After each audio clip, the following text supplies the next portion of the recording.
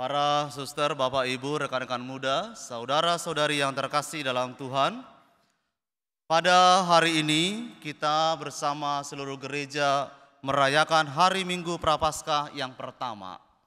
Kita baru saja memulai hari-hari pertobatan kita, mengisinya dengan semangat pantang dan puasa. Sebagai permulaan tentu biasanya kita dihadapkan dengan godaan-godaan, tantangan-tantangan, baik yang kecil bentuk dan bobotnya maupun yang besar dan yang lebih kompleks godaan dan tantangannya. Dalam berpantang dan berpuasa, kita tidak dapat menghindarkan atau mengabaikan godaan-godaan dan tantangan-tantangan itu. Yang bisa kita buat ialah memperkuat kehendak kita dalam menghadapinya. Membentengi pikiran dan hati kita ini dengan sabda Tuhan. Maka saudara-saudari, kita perlu pertama-tama membangun kesadaran bahwa hidup kita ini telah dijadikan Tuhan, dipelihara oleh Tuhan sedemikian rupa, bahkan dalam kitab suci dikatakan kita ini bagaikan biji mata Allah untuk menunjukkan betapa besar pemeliharaan Allah itu kepada kita, betapa pentingnya kita ini bagi Allah. Maka penting juga kita menjaga harkat kita ini, menjaga martabat kita ini, supaya tetap sebagai anak Allah yang baik, anak Allah yang sejati. Berpantang dan berpuasa mesti selalu mengarah ke sana. Semua kita lakukan demi mempertahankan harkat dan martabat kita sebagai anak-anak Allah. Saudara-saudari yang terkasih, memang godaan dan tantangan itu di satu sisi perlu untuk kita, untuk mendewasakan, untuk memurnikan komitmen kita sebagai anak-anak Allah. Tetapi pada sisi yang lain, ingatlah bahwa godaan dan tantangan itu bertujuan hanya satu, supaya kita ini jatuh dari kesucian hidup kita, jatuh dari martabat ilahi kita, dan agar kita menjadi jauh dari Tuhan. Saudara-saudari yang terkasih, dalam Injil hari ini, dalam Injil Lukas yang diwartakan hari ini, kita mendengar Yesus dicobai oleh iblis di padang gurun. Bahkan dicatat secara mendetail dalam kitab suci selama 40 hari. Situasinya begitu rentan untuk mengatakan bahwa pada saat itu Yesus dalam arti tertentu sungguh-sungguh membutuhkan makan, membutuhkan minum, keamanan, kenyamanan, kewibawaan, harga diri dan lain sebagainya. Dan pada saat itulah iblis ini datang untuk mencobai Yesus. Ada 3 godaan yang ditawarkan oleh iblis ini, dan kalau kita cermati, godaan dan tantangan yang ditawarkan ini mulai berangkat dari soal makan minum, kebutuhan jasmani kita, sampai pada kebutuhan yang lebih dalam, yaitu kebutuhan rohani, kebutuhan spiritual manusia. Saudara-saudari, pada zaman Yesus kita tahu bahwa kebutuhan jasmani itu terpenuhi dalam berupa roti. Maka iblis itu menggoda Yesus, katakanlah pada batu-batu ini jadi roti supaya engkau dapat makan dan lain sebagainya. Tetapi apa yang dikatakan oleh Yesus? Manusia hidup bukan hanya dari roti saja. Dan di Injil yang lain, Injil Matius dikatakan, tetapi dari setiap firman yang keluar dari mulut Allah. Saudara-saudari, jawaban Yesus ini mendobrak apa yang menjadi pemahaman banyak orang pada zaman itu dan juga pada zaman ini. Yesus ingin menunjukkan bahwa kita ini sebagai anak Allah bukan hanya terdiri dari kebutuhan jasmani, daging semata. Kita ini adalah juga berdiri dan terbentuk untuk menjadi orang-orang pribadi yang spiritual. Butuh asupan rohani, yaitu dari sabda Tuhan yang diperdengarkan kepada telinga dan hati kita.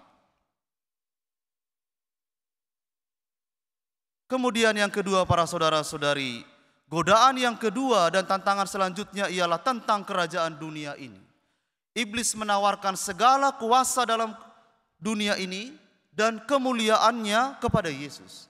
Tapi kalau Bapak Ibu mencermati, ada satu syarat yang diberikan oleh iblis ini. Syaratnya adalah engkau menyembah saya dan berbakti kepada saya. Iblis itu menawarkan begitu nikmat sekali, dapat memberikan semuanya. Tetapi satu persyaratan yang dia buat ialah supaya Yesus itu mau menyembah dia dan berbakti hanya kepadanya. Tetapi jawaban Yesus ini sungguh luar biasa. Yesus berkata bahwa dia hanyalah berbakti kepada Allah. Orang haruslah berbakti hanya kepada Allah.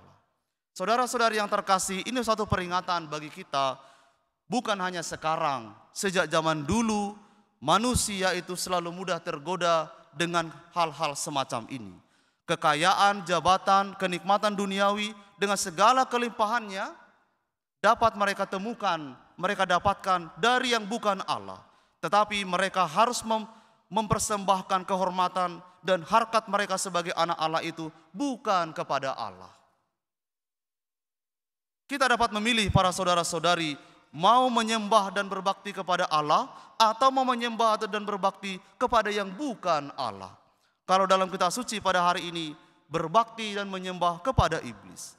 Tetapi kiranya hari ini kita mau diteguhkan untuk berbakti dan menyembah hanya kepada Allah. Oleh karena itu para saudara-saudari, jangan heran orang yang tidak berbakti kepada Tuhan pun dapat hidup dalam kelimpahan, tetapi hidupnya bukan kelimpahan untuk hidup abadi, tapi hanya kelimpahan untuk hidup yang fana ini. Saudara-saudari yang terkasih, kemudian godaan dan tantangan yang ketiga yang diberikan oleh iblis kepada Yesus itu adalah mencobai Tuhan. Jatuhkanlah dirimu dari bait Allah ini, junjungan bait Allah ini, engkau tidak akan jatuh dan terantuk pada batu. Tetapi apa yang dikatakan oleh Yesus, Yesus dengan tegas menolak tawaran ini dengan bersabda bahwa manusia tidak boleh mencobai Tuhan. Engkau tidak boleh mencobai Tuhan. Saudara-saudari yang terkasih, berpantang dan berpuasa itu rentan sekali pada pilihan-pilihan, mau melanjutkan atau tidak. Tetapi yang pasti bagi kita, berpantang dan berpuasa, apapun bentuknya, haruslah menjadi persembahan kita kepada Tuhan. Berpantang dan berpuasa bukan untuk mencobai Tuhan. Doa-doa, askese, penyangkalan diri sekecil apapun, bukan untuk mencobai Tuhan. Tetapi semua itu kiranya kita lakukan karena kita berangkat dari kesadaran sungguh bahwa Tuhan telah lebih dahulu menaruh kasih-Nya kepada kita.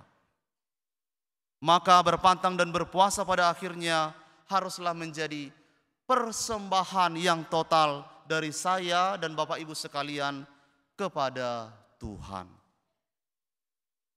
Saudara-saudari yang terkasih, akhirnya berpuasa dan berpantang itu secara liturgis kita rayakan hanya 40 hari.